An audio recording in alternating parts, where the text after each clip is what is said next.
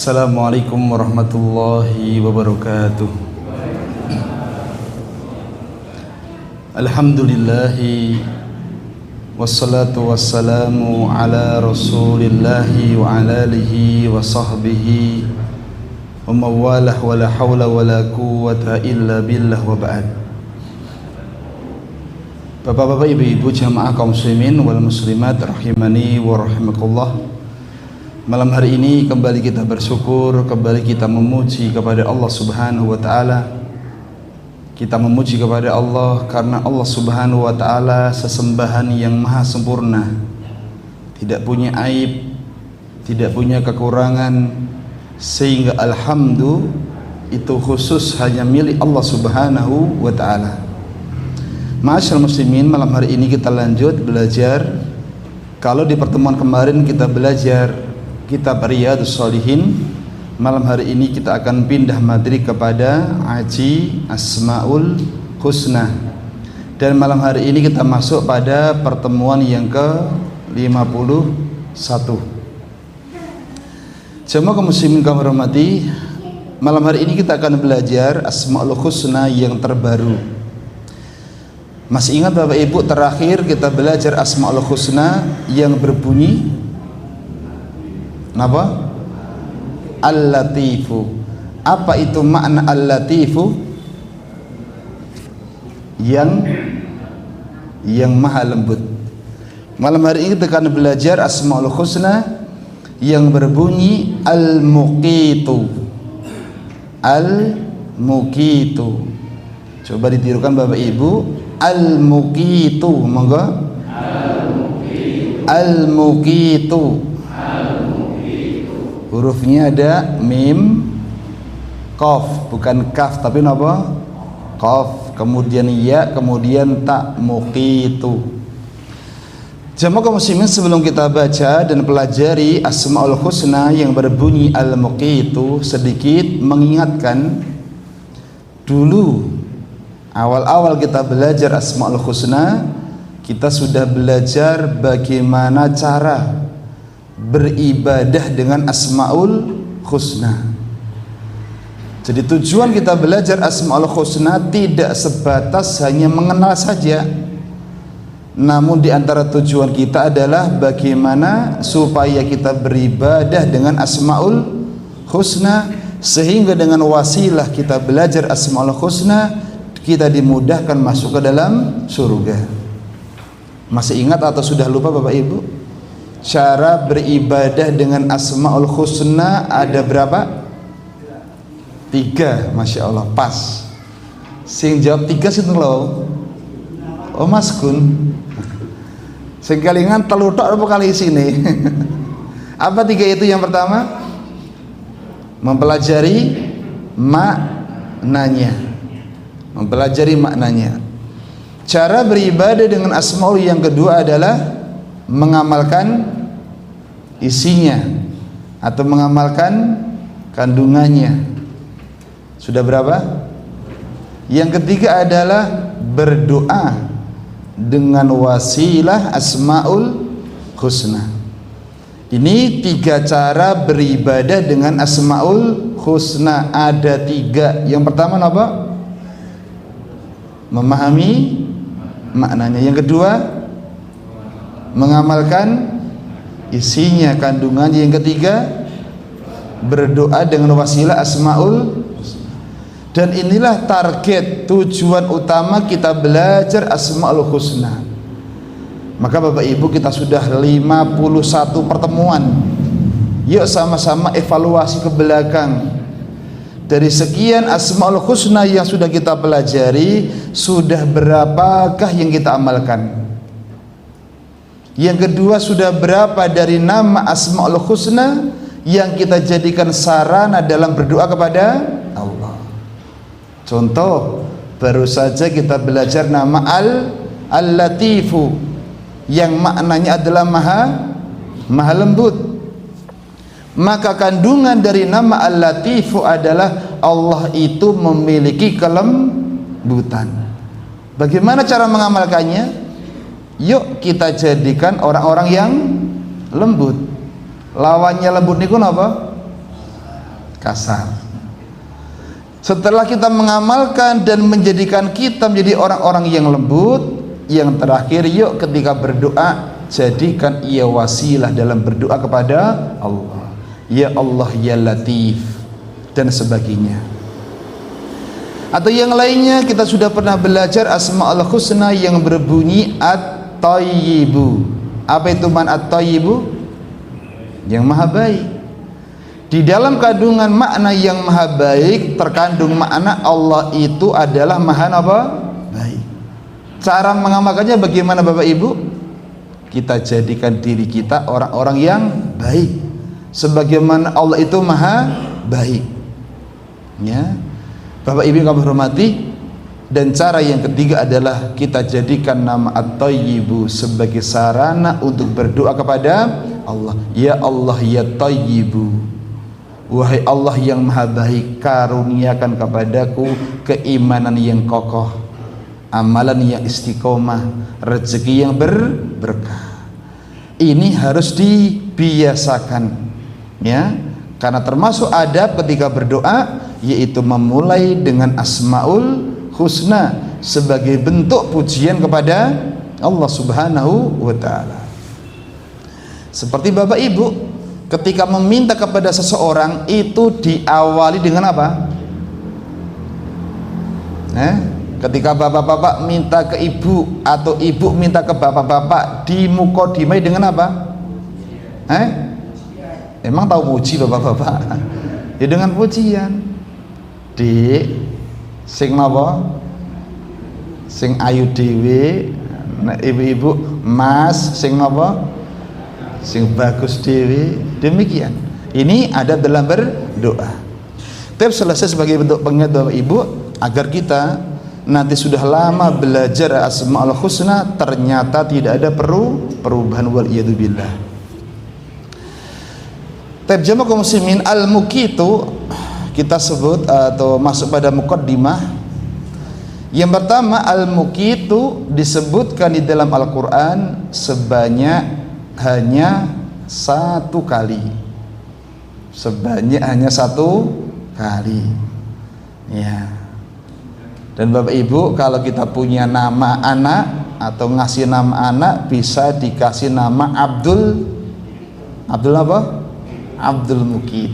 Kita ijek jarang nggih.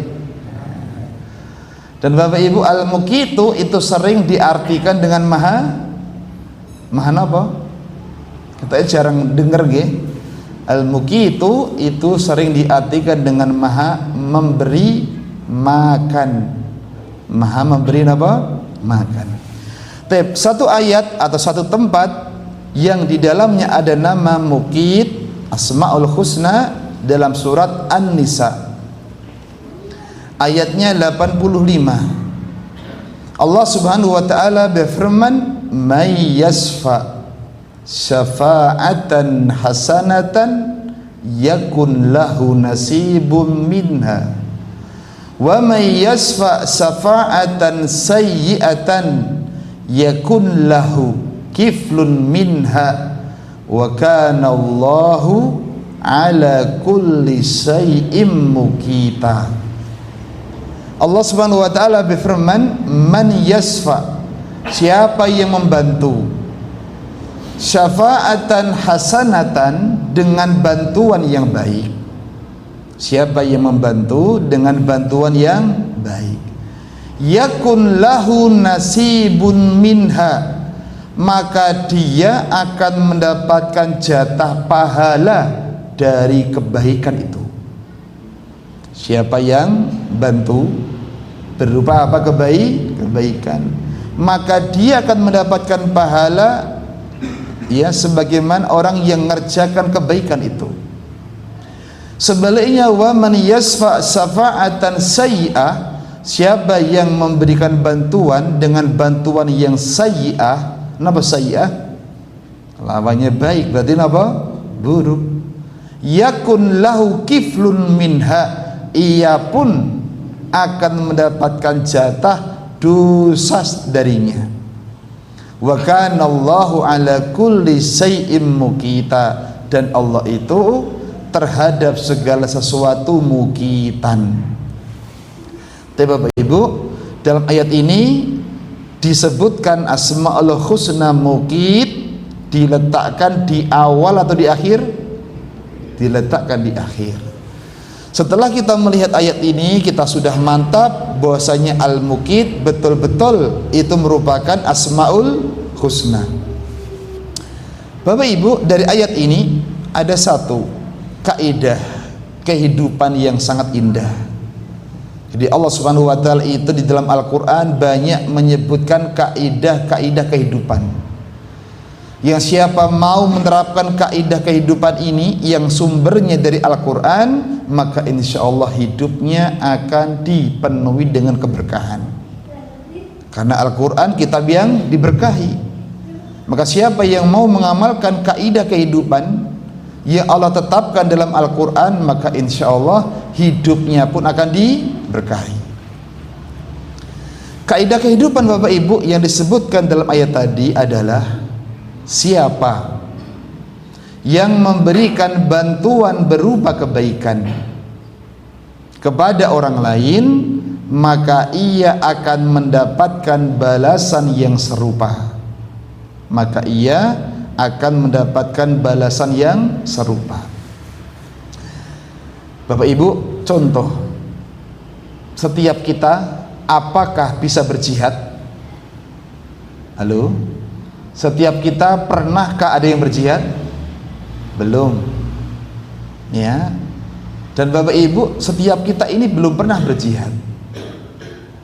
Tapi ada orang-orang yang dia tidak berjihad namun bisa mendapatkan pahala jihad. Gimana caranya? Dengan membantu kebaikan bagi orang yang mau berjihad. Apa bentuk bantuannya? Banyak. Bisa membantu mengurusi keluarga yang ditinggal, atau bisa membantu yang ringan, misalkan menyiapkan peralatan perangnya. Butuh panah, kita nyiapkan panahnya. Butuh kendaraan, kita nyiapkan apa? Kendaraannya. Siapa yang membantu seseorang dengan kebaikan, maka dia mendapatkan pahala sepertinya. Rasulullah SAW bersabda, "Man jahaza ghaziyan fi sabilillahi faqad ghaza." Man jahaza ghaziyan fi sabilillahi faqad ghaza. Siapa yang jahaza? Apa itu jahaza? Menyiapkan perbekalan orang yang jihad fi sabilillah. Nabi menyebut faqad ghaza, sungguh dia telah berperang. Bapak Ibu, orang yang menyiapkan perbekalan tadi, dia ikut berperang atau tidak? Tidak ikut berperang. Dia cuma menyiapkan perbekalan saja. Tapi dikatakan Nabi faqad ghaza, sungguh dia telah mendapatkan pahala berperang. Ini menjadi kaidah untuk kita semuanya. Siapa yang membantu orang berbuat baik, maka dia pun akan mendapatkan jatah pahala sepertinya. Apa contoh yang lainnya? Bapak-bapak, ibu-ibu, kira-kira usia jenengan sekarang ini masihkah ada kemampuan untuk menghafal Al-Quran? Masih nama buatan? Oh masih. Menghafal tak napa sesuk lali? Ya kadang lali. Nek menghafal kita mampu Bapak Ibu, tapi kira-kira sempat apa buatan? Ya nek gelamnya pakai sempat. Ya. Tapi Bapak Ibu, ketika seorang muslim itu tidak mampu menghafal Al-Quran, sebagaimana kaidah tadi, dia mau membantu orang yang sedang menghafal Al-Quran, maka dia pun mendapatkan pahala seperti orang yang menghafal Al-Quran. Ya, man yasfa safa'atan hasanatan falahu nasibun minha. Siapa yang membantu dengan bantuan kebaikan, dia pun mendapatkan jatah bagian pahala darinya. Ya. Dan Bapak Ibu yang kami hormati, namanya membantu menghafal, orang yang menghafal itu banyak caranya. Ya, bisa dengan membantu apa? Membayar SPP-nya. Oh, aku rasa bayar full, ya bayar apa? setengah. Atau kalau nggak mampu beres PP-nya, ngasih makan apa siangnya. Oh, anak itu kalau siang butuh makan siang, jenengan pendak siang ngirimi nasi padang, regane pinten? 10.000, Masya Allah, ringan Bapak Ibu. Tapi dengan kita membantu dia menghafal Al-Quran, maka kita pun akan mendapatkan pahala seperti orang yang menghafal apa? Al-Quran. Contoh lain, Bapak Ibu, kira-kira sabar napa mboten ngajar Iqra? Pak Bu, jenengan kan ngajar Iqra anak-anak usia SD kelas 4 ngisor, niku sabar napa mboten? Sabar Pak. Mbok sesuk daftar ngajar, susah jamaah kaum muslimin. Lawang yang muda-muda saja nggak sabar, apalagi yang tua. Ya, Bapak Ibu, kalau kita memang nggak mampu membantu ngajar ya anak-anak TPA misalkan, MHQ misalkan, gimana caranya agar kita mendapatkan pahala seperti pengajar? Ayo kita bantu mereka. Bagaimana cara membantu mereka? Di antaranya apa? Napa Pak? Caranya bantu pengajar gen lancar ngajari itu caranya pripun? Ya ora kudu duit Pak. Pendak bulan Bapak Ibu ngairin so siji. Ya. Sak pengajar jatah rinso napa? Siji. Rinso setunggal niku reganipun pinten? Yo garek risone pirang kilo. Ya sing enteng-enteng mawon. Atau setiap bulan ngasih jatah satu guru itu satu sabun, Masya Allah. Sabun regane pinten Bapak Ibu? Murah.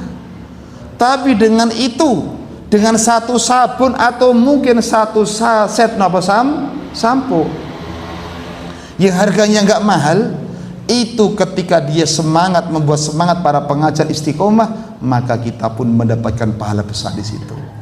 Jadi ini kaidah, siapa yang memberikan bantuan terhadap suatu kebaikan, maka dia pun akan mendapatkan balasan pahala darinya. Tapi jemaah kaum muslimin, ini diantara faedah ayat. Sekarang kita akan masuk makna al-muqit. Para ulama menjelaskan Bapak Ibu, al-muqitu itu memiliki 3 makna. Al-muqitu memiliki 3 makna. Makna yang pertama adalah maha memberi makanan. Maha memberi apa? Makanan. Karena al-muqitu diambil dari kata al-qutu. Dari kata apa? Al-qutu. Artinya makanan. Bapak Ibu, apa itu makna makanan? Makan adalah sesuatu yang bisa menjaga kehidupan manusia. Makanan adalah sesuatu yang bisa menjaga kehidupan manusia. Dan jangan lupa, makanan itu enggak harus berupa apa? Nasi. Ya. Karena orang itu kalau enggak punya nasi bisa makan apa? Roti. Bahkan zaman sekarang banyak orang yang mulai tidak mau makan apa? Nasi.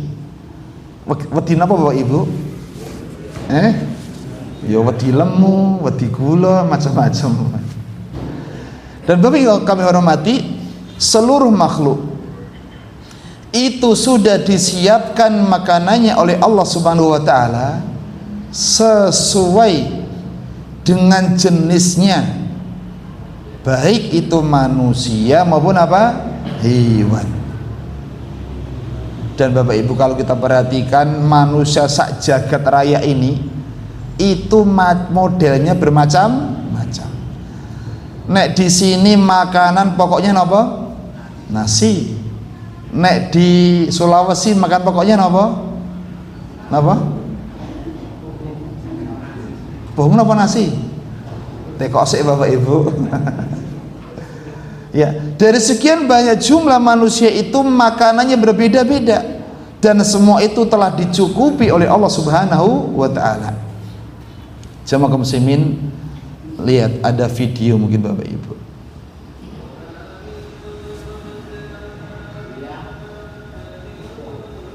Gambar nopo niku Bapak Ibu?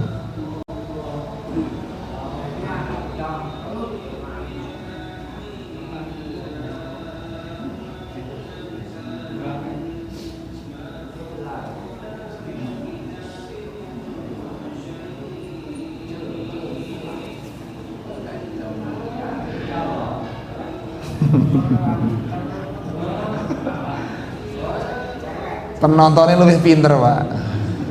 Guru mangan ngono ra iso ya Pak.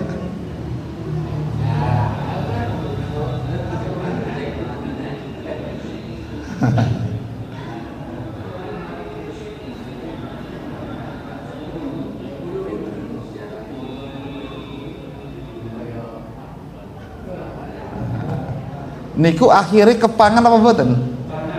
Apa kita? Tapi Bapak Ibu, dari video tadi apa faedahnya?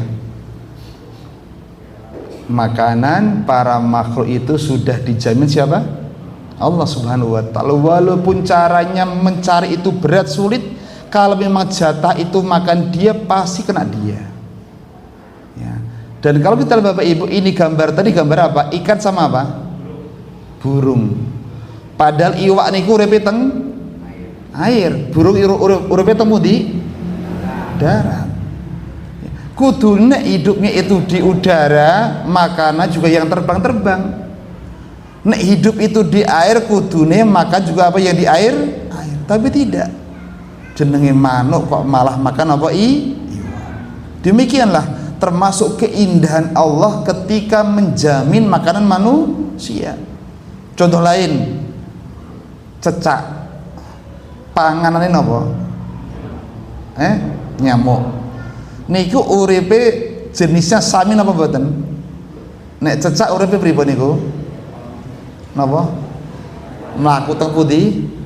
Tembok. Nek nyamuk mebur. Nek secara akal Bapak Ibu, kudune sing mebur niku nyaplok sing no tembok, napa sing tembok nyaplok sing mebur? Luwih gampang pundi niku? Luwih gampang sing nyaplok sing mebur napa sing mebur nyaplok sing no tembok? Kudune sing mebur luwih gampang nyaplok sing teng, tapi tidak. Allah jadikan cecak yang di tembok malah mangan sing kewan yang terbang ya. Dan jamaah kaum muslimin, ini termasuk bentuk bagaimana mahanya Al-Muqit. Allah betul-betul maha memberi apa? Makan ya. Dan itu kalau memang sudah jadi makan dia, bagaimanapun sulit mendapatkannya, ya pasti akan kena dia. Tetapi kalau itu memang belum jatah makanannya, walaupun itu mudah, maka tidak mungkin akan sampai kepadanya. Maka Bapak Ibu, kalau kita lihat seperti ini, kudune urip niku tenang apa mboten? Tenang. Nah, padahal sekarang ini rata-rata manusia itu stres gara-gara mikir apa? Golek pangan. Padahal makanan itu sudah dijamin Allah Subhanahu wa Ta'ala. Taib. Bapak Ibu yang hormati, berikutnya kedua, kalau tadi makna Al-Muqit yang pertama adalah maha memberi makan, yang sekarang yang kedua adalah Al-Qadir. Di antara makna Al-Muqit itu adalah Al-Qadir, yang maha mampu. Allah itu maha mampu dengan kemampuan yang sempurna.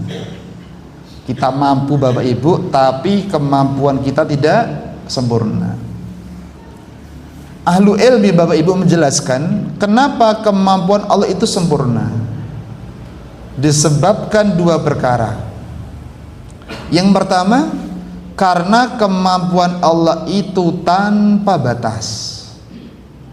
Kemampuan Allah dikatakan kemampuan yang sempurna, sebab yang pertama, kemampuan Allah itu tanpa batas. Segala perkara Allah itu maha mampu.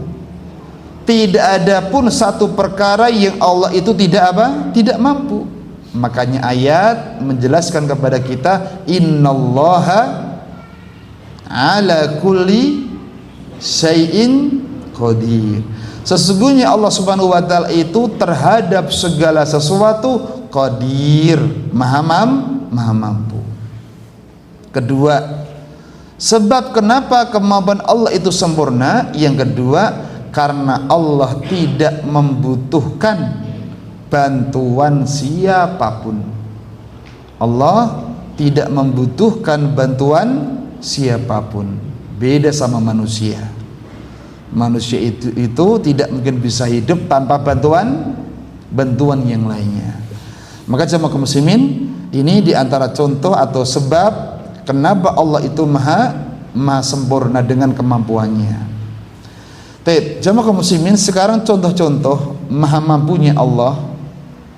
Yang pertama, Allah itu maha mampu menciptakan segala sesuatu sekaligus mampu untuk mengaturnya. Allah itu maha mampu menciptakan segala sesuatu sekalian bisa dan mampu untuk apa? Mengaturnya. Ya. Allah Subhanahu wa taala sebutkan dalam Al-Qur'an surat Al-Fatihah ayat yang ke-2, Allah Subhanahu wa taala berfirman, alhamdulillahi rabbil alamin. Alhamdulillahi rabbil alamin. Pertanyaan Bapak Ibu, lafaz mana yang menunjukkan makna mencipta dan mengatur? Lafaz mana itu?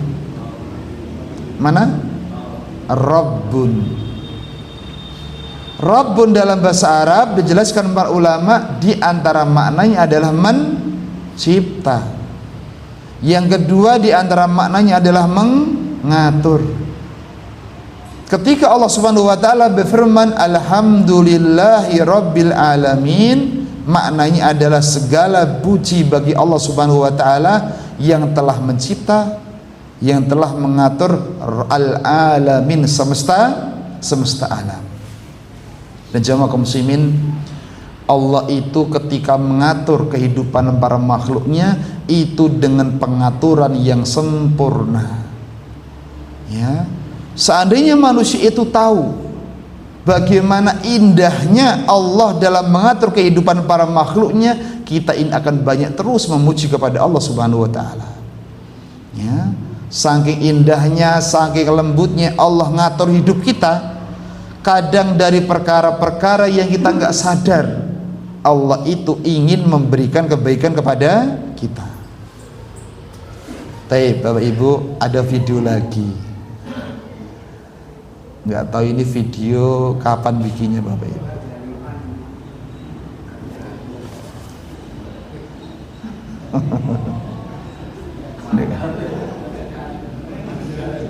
Kabar apa nih?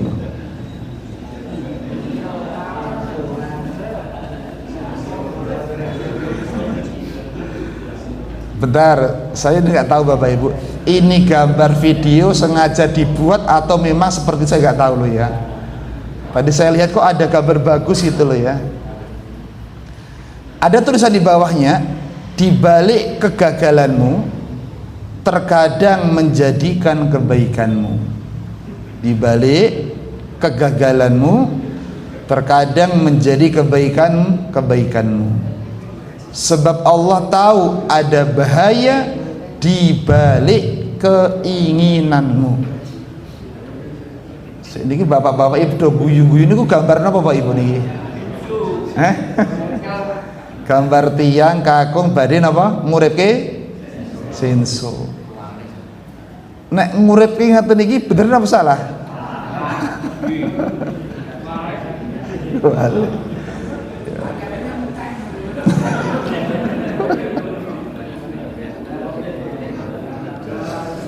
Pun monggo lah, sing nyawang sing komentar macam-macam silakan.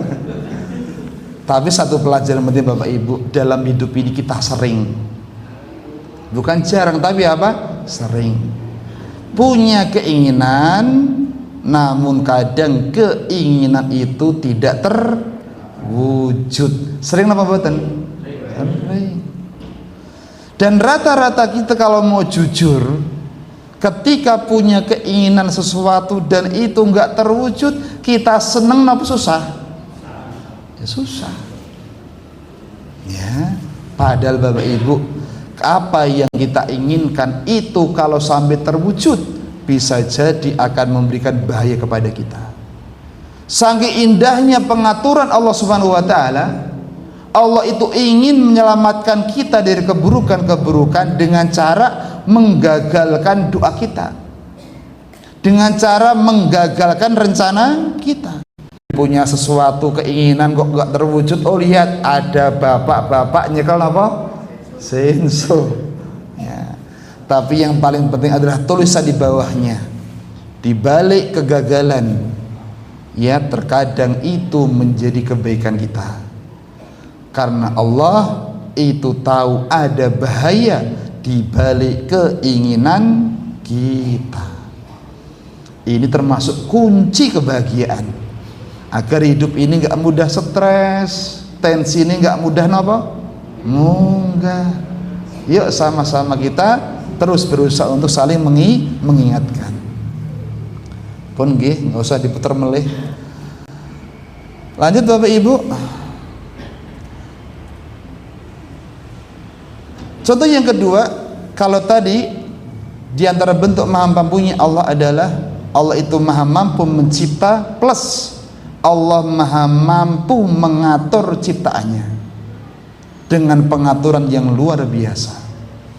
Contoh yang kedua, Allah itu maha mampu untuk mengambil apa yang dimiliki manusia sekuat apapun mereka.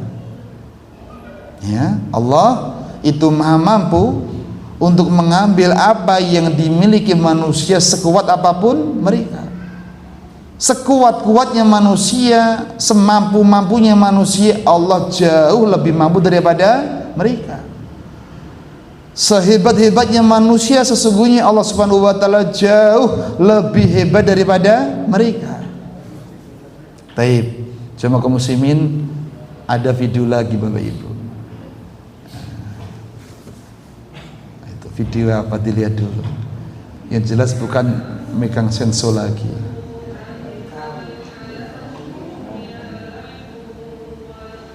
Januari tanggal 8 2025.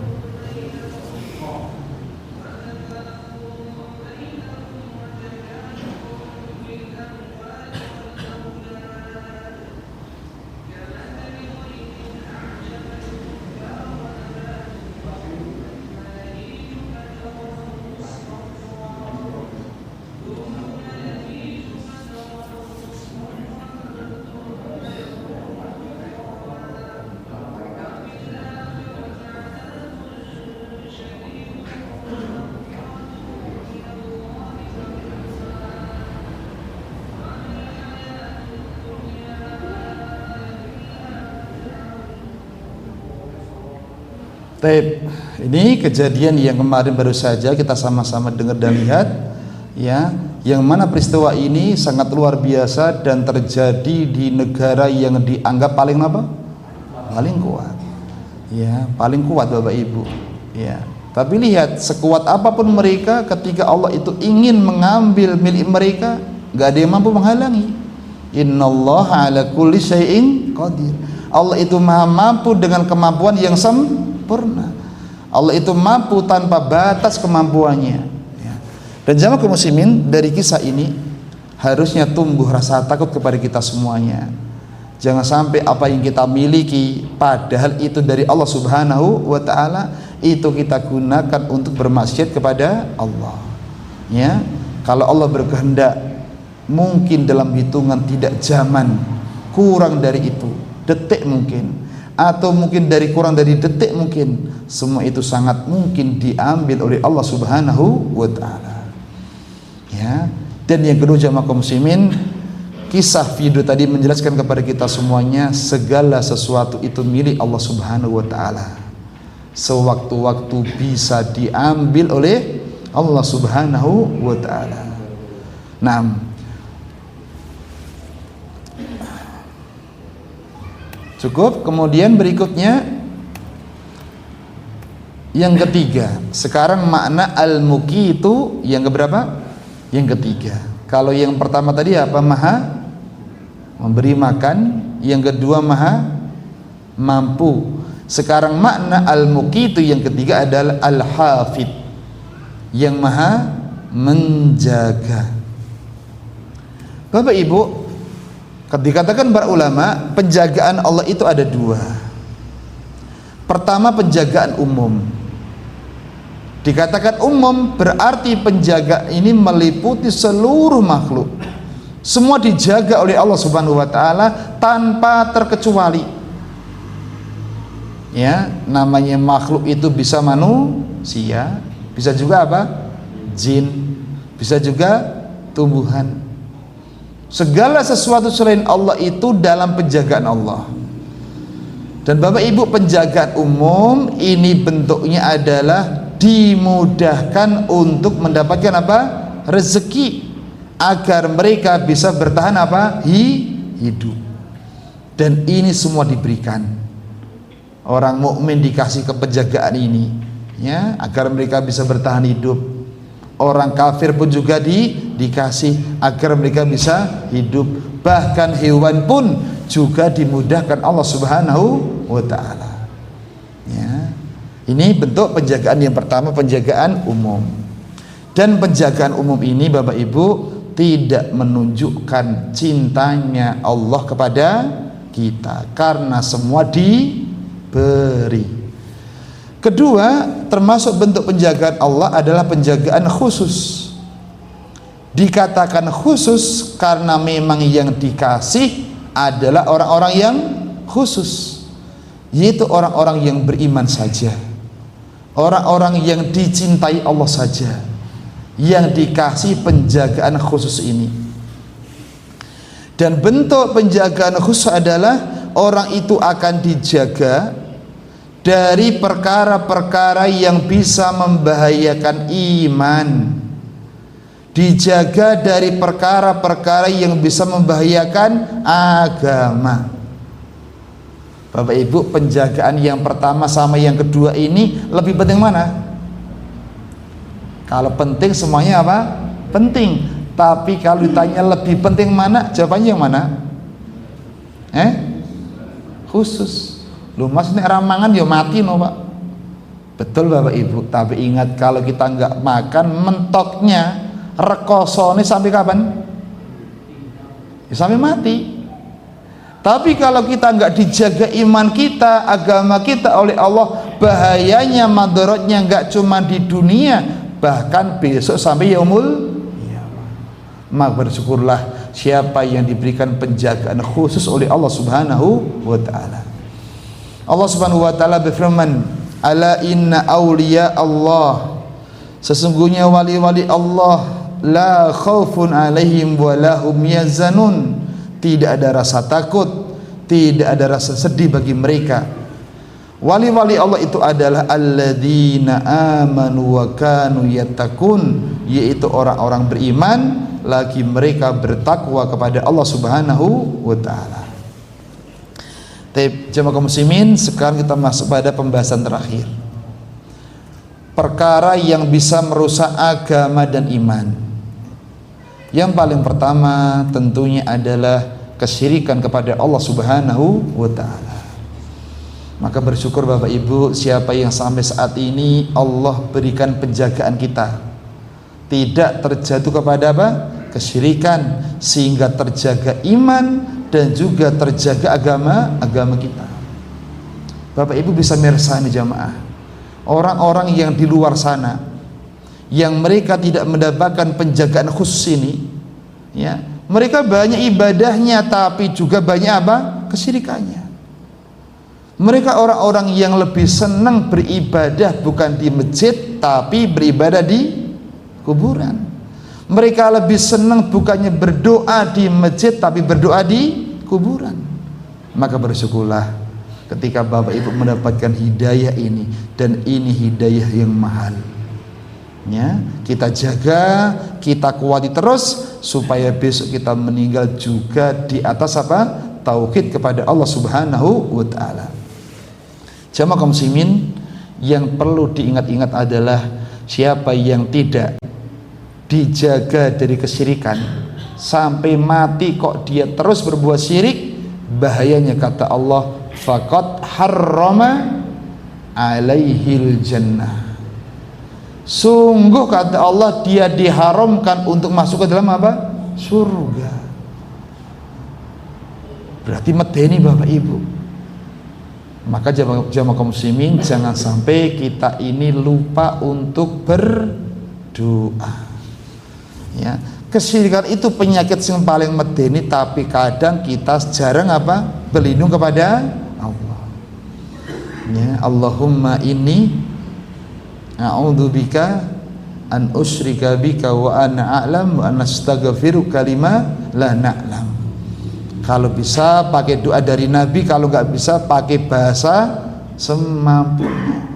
Bahkan kalau bisa wajib, kita wajibkan untuk diri kita setiap hari membaca doa ini. Ya, jangan pernah merasa aman Bapak Ibu. Hidup ini penuh kemungkinan bisa berubah. Jangan andalkan hati kita, jangan andalkan iman kita. Sewaktu-waktu bisa naik, sewaktu-waktu bisa apa? Turun. Makanya terus kita berdoa kepada Allah, terutama doa agar selamat dari apa? Kesyirikan. Niki pun ada napa diri ini? Suwemen ya. Kedua, termasuk yang bisa merusak iman dan merusak agama adalah menjauhi majelis apa? Ilmu. Maka siapa yang masih dimudahkan mendatangi majelis ilmu, berarti sedang mendapatkan penjagaan khusus. Ya, tapi Bapak Ibu, siapa yang sudah mulai dikit-dikit meninggalkan majelis ilmu, wal yadubil, hati-hati. Segera kembali Bapak Ibu. Ya, satu langkah, dua langkah kita menjauh dari majelis ilmu, itu tanda-tanda kerusakan. Wal yadubillah. Tapi saya kira cukup jamaah kaum muslimin apa yang kita pelajari di malam hari ini.